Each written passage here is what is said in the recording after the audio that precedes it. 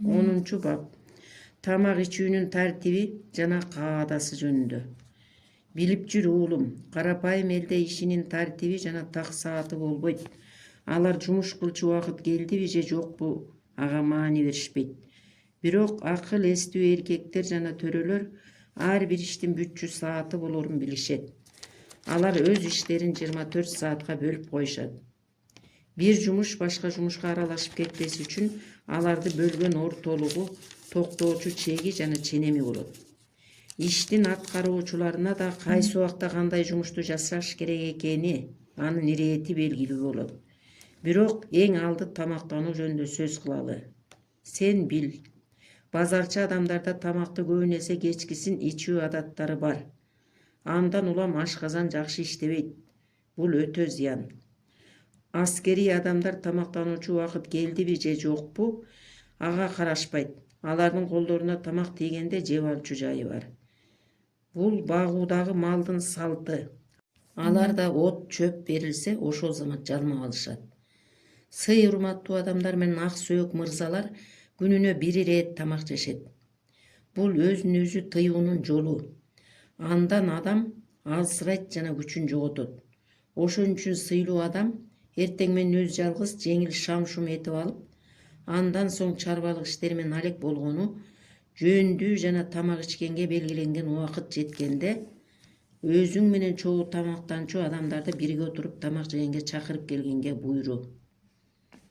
Тамак жеп жатканда шашпа, жай баракат отур. Исламда айтылгандай, дасторкон үстүндө адамдар менен баарлаш.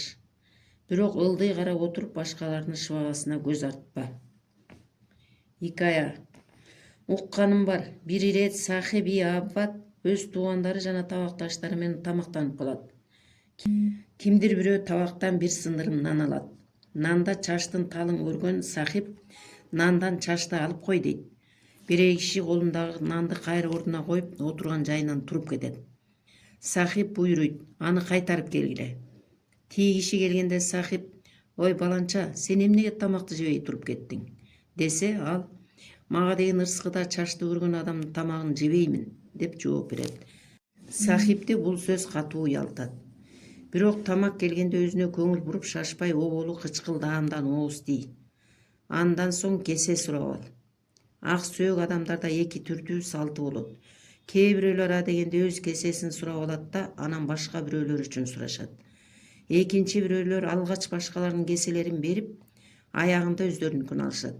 Бул кең пейилдүүлүккө жол, атүгүл саясаттын жолу. Дасторконго ар түрдүү кеселерди коюуну буйрушат. Биринде кычкыл жана башкасында таттуу даамдыктар болот. Тамакты ушундай кылып уюштургун коноктор дасторкондон турушканда аны көп жегендер да, аз жегендер да ток болсун. Эгерде сенин кесеңде тамагың болуп, башка кимдир бирөөнүн кесеси бошоп калса, өз тамагыңды узат. Тамак ичип жатканда кабагыңды салып отурба. Жана кашыңдагылар менен бул тамак даамдуу, тигиниси даамсыз экен деп жөнсүз кыжылдашпа. Мындай сөздөрдү башка мезгилде сүйлө. Тамак ичүүнүн тартиби такталгандан кийин шарап ичкендин ыракатын тактап ал. Себеби анын да өзүнө тийиштүү каада жөрөлгөсү болгондуктан аны сакташ ылазим.